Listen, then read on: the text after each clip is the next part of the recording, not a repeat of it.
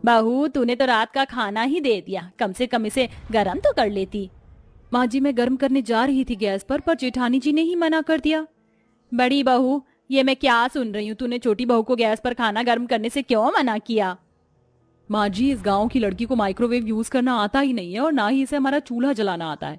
जब भी गैस चालू करने जाती है तो 10 बार मेरा दिमाग खाती है, इसलिए मैंने सोचा कि मैं खुद ही खाना बना लूं। तो क्या हुआ बहू, छोटी बहू ऐसी जगह से आई है जहाँ पर अभी इतना विकास नहीं हुआ है, तुझे उसकी मदद करनी चाहिए, ना कि उसका मजाक बनाना चाहिए। नेहा शहर से थी, इसलिए उसे घर में रखे सभी सामानों को अच्छे से इस्तेमाल करना आता था। पर अंकिता गांव की थी। उसने आज से पहले fridge, microwave, toaster, mixer, motor, chimney, mixie, चाकू जैसी चीजों का इस्तेमाल नहीं किया था, जिस वजह से उसे अपने ससुराल में एडजस्टमेंट करने में काफी समय लग रहा था। ऐसे ही एक दिन। अंकिता, ये लो चाकू और सब्जी, इधर खड़ी होकर काट लो जब तक मैं बर्तन धो लेती हूँ।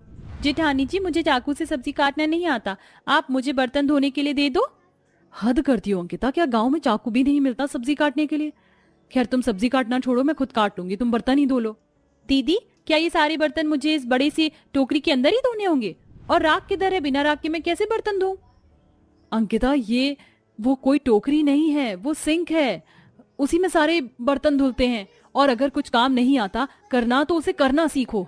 पता नहीं माँ जी को क्या पड़ी थी जो वो उन्होंने देवर जी की शादी तुमसे करवा दी। नेहा अंकिता को नीचे दिखाने की कोशिश करती है और हर समय उसे खरी खोटी सुनाती है। पर अंकिता अपनी जेठानी की बातों को दिल पर नहीं लेती और समय के साथ अपने ससुराल में ढलने की कोशिश करती है। माँ जी, आप मुझे बता दीजिए कि मिक्सी कैसे चलती, ताकि मैं जेठानी जी की तरह आपके लिए करेले का जूस बना पाऊँ। दरअसल मुझे घर के सारे काम करने आते हैं, खाना बनाना भी आता है, पर मैंने आज से पहले कभी भी मिक्सी नहीं चलाई। बहू, इतनी सी बात के लिए तो इतना डर रही थी? मैं तुझे सिखाती हूँ कैसे मिक्सी चलाई जाती है। माँ जी, आप पहली ऐसी सास हैं जो अपनी बहू को ससुराल में आकर सारी चीजें सिखा रही हैं। आपने मुझे तो कभी इतने प्यार से कुछ नहीं सिखाया। बहू, तुझे कभी कुछ सिखाने की जरूरत ही नहीं पड़ी। माँ जी, अगर आप मेरी सुन लेती और देवर जी की शादी किसी शहरी लड़की से करवाती तो आज आपको इस उम्र में रसोई में आकर अपनी इस गांव की बहू को कुछ सिखाना ना पड़ता। और करो मेरी बातों को इग्नोर। बहू तो क्यों हर समय छोटी बहू को नीचा दिखाने की कोशिश में लगी रहती है?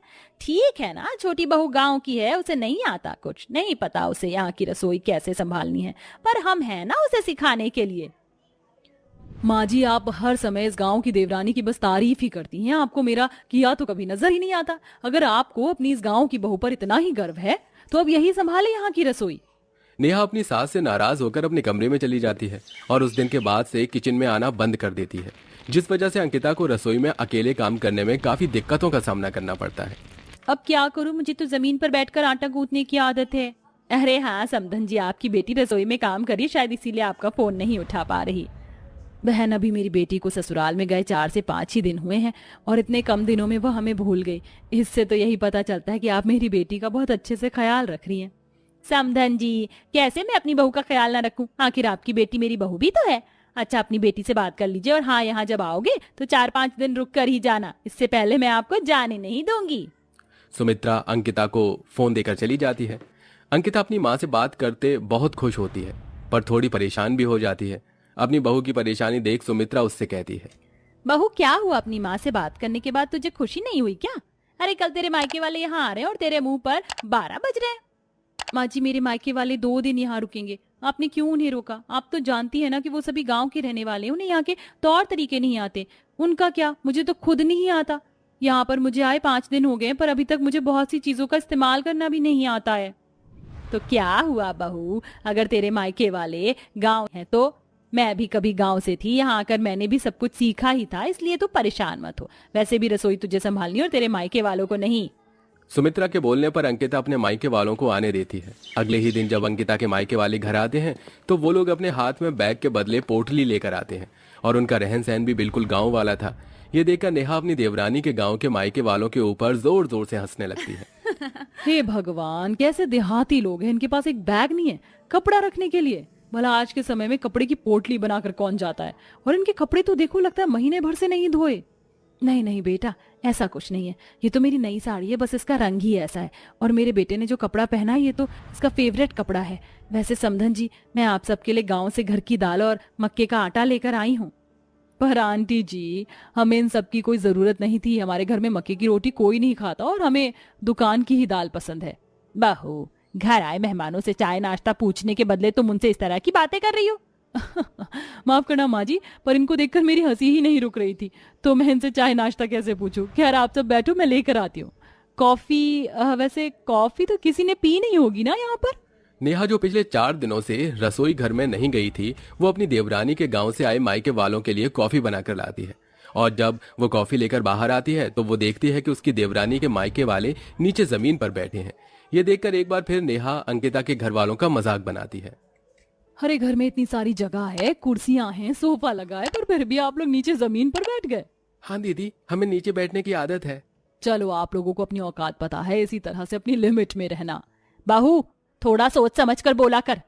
अब आप सब सोफे पर बैठिए ना। छोटी बहू, तुम्हारे मायके वाले आए हैं, उनके लिए खाना बना लो जाकर।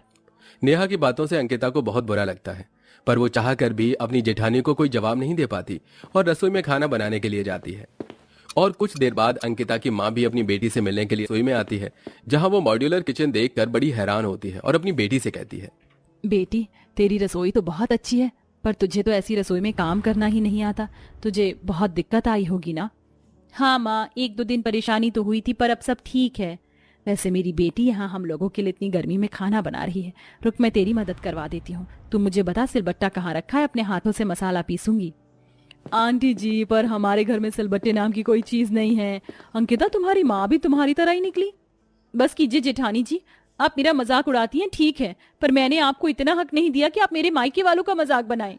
अंकिता अपनी जेठानी को जवाब दे देती है, जिसके बाद नेहा का मुंह बन जाता है और ये सब कुछ सुमित्रा देख लेती है और वो अपनी बड़ी बहू को सबक सिखाने के लिए जानबूझकर अगले ही दिन अंकिता को अपने मायके भेज देती है और खुद घर से मिक्सी, फ्रिज जैसी फैसिलिटीज खत्म कर देती है और अपनी बहू से कहती है, बहू, मिक्सी तो खराब हो गई, फ्रिज भी सही नहीं चल रहा, इसलिए उतना ही खाना बनाना जितना खा सको, और हाँ, मसाले सिलबट्टे पर पीसना।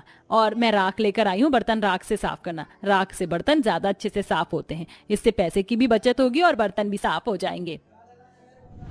माँ जी, मेरे बस की नहीं है राख से बर्तन धोना, मेरे हाथ खराब हो जाएंगे। और मसाला कौन पीसता है सिलबट्टे पर? आप मिक्सी ठीक करवा लो।